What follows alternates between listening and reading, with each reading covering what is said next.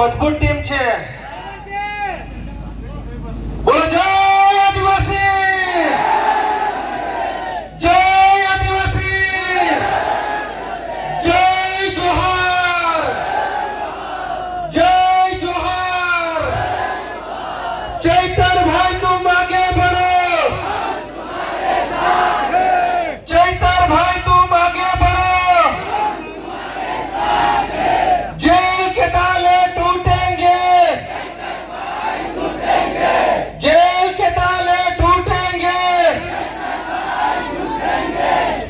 અહીંયા ગાડી આપણી વચ્ચે ઉપસ્થિત એવા ગુજરાત પ્રદેશ અધ્યક્ષ ઈસુદાનભાઈ ગઢવી સાહેબ શ્રી જેઓ આપણા આંગણે પધાર્યા છે, એમનું આપણે તાળીઓના ગણગણાટથી એમનું આપણે સ્વાગત કરી લઈએ.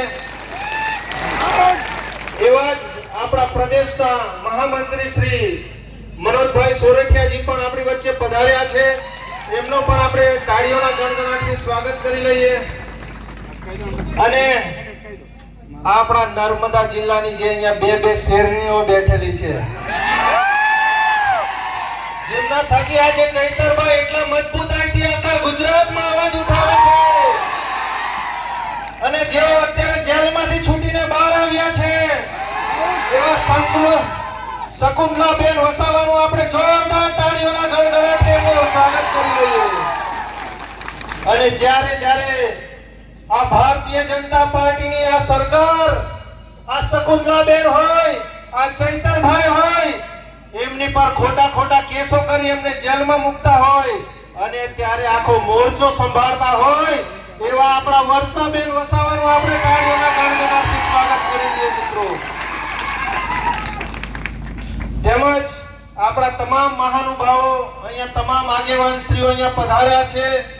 દૂર દૂરથી, આજુબાજુ ગામમાંથી, આજુબાજુ જિલ્લાઓમાંથી અમારા વડીલશ્રીઓ પધાર્યા છે. એવા તમામ આગેવાનશ્રીઓ, વડીલોને અમે આમ આદમી પાર્ટી પરિવાર તરફથી આપનો ખૂબ ખૂબ આભાર વ્યક્ત કરીએ છીએ. મિત્રો, આજે આ સરકારશ્રીએ ગઈકાલે એ લોકોએ જાહેર કર્યું હતું ને, તમારા બધાના જ મોબાઈલમાં સાયલેન્ટો વાગ્યા હતા. વાગ્યા હતા કે નહીં વાગ્યા? તમે વિચાર કરો, આજે કુદરત પણ આપણી સાથે છે કે આગાહી એટલી બધી કરવામાં આવી હતી અલગ અલગ જિલ્લાઓમાં, પણ તેમ છતાં આજે આ વરસાદ જે આપણી પર આજે મહેરબાન છે કે આજે આટલી જનમેદનીને આટલે આજે બધા ભેગા થયા છે અને આજે વરસાદ નથી પડ્યો, એટલે કુદરતનો પણ આપણે આભાર માનવો જોઈએ મિત્રો. કેમ કે ચૈતરભાઈ વસાવા અને એમની આ પૂરી ટીમ એ દરેક સમાજના મુદ્દાઓ આ સરકાર સામે ઉઠાવે છે, આ સરકાર સામે મજબૂતાઈથી લડે છે.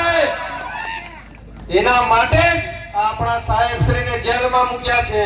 આપણા સાહેબશ્રી છેલ્લા 3 વાર જેલમાં ગયા, એમના ધર્મપત્ની 2 વાર જેલમાં ગયા, પણ તેમ છતાં મિત્રો આજે આ ચૈતરભાઈ અને એમના પરિવારનો આપણે ખૂબ ખૂબ આભાર માનવો જોઈએ કે આજે ઉમરગામથી અંબાજી હોય કે સમગ્ર ગુજરાતમાં આજે ચૈતરભાઈ ભલે જેલમાં છે, પણ એમણે ઘરે ઘરે ચૈતરભાઈ પેદા કરી દીધા છે.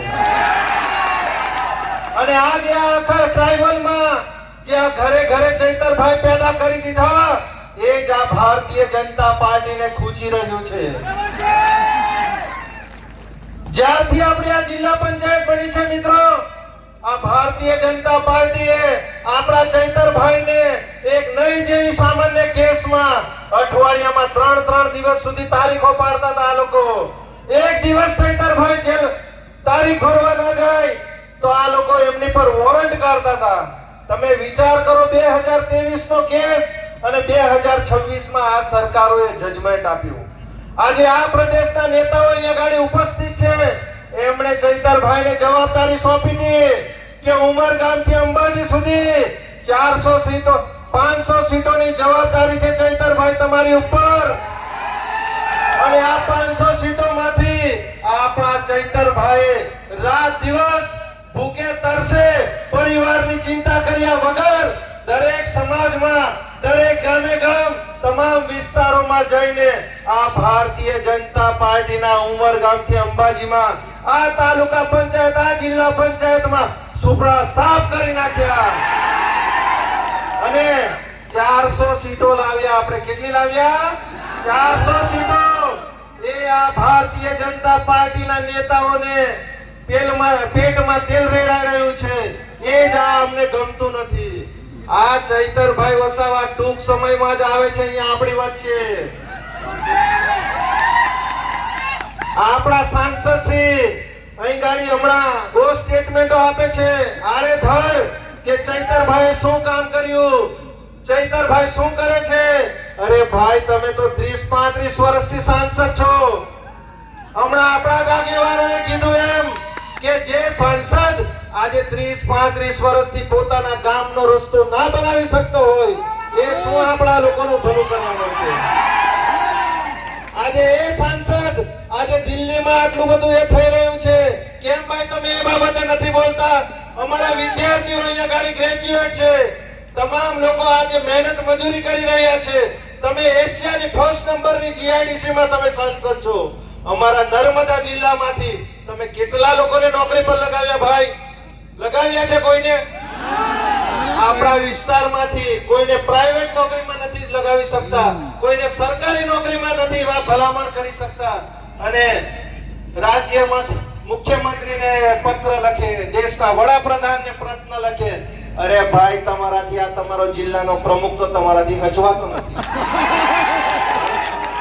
આ તમારા જિલ્લાનો પ્રમુખ, એ તમે ધારાસભ્ય, તમે સાંસદ સભ્ય, તમારો આખો ટીમનો આખો બધો કાફલો તમે ગાંધીનગર લઈ જાઓ છો, પણ તમારી પીપોડી તો કઈ વાગતી નથી.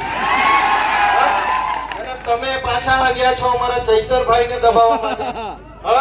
અને ડિબેટ કરવી હશે તો સાહેબ શાંતિથી થોડી રાહ જોજો.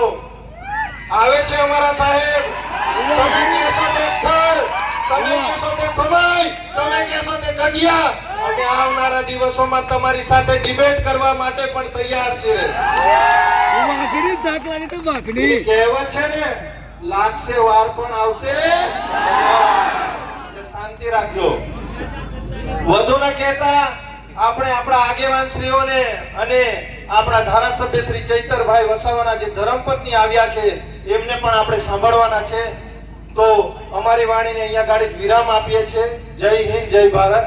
એકવાર આ બધા જ મહાનુભાવો હમણાં બોલવા આવવાના છે એટલે જરા એક જોરદાર નારો લગાવી દઈએ આપણે. બોલો જય આદિવાસી.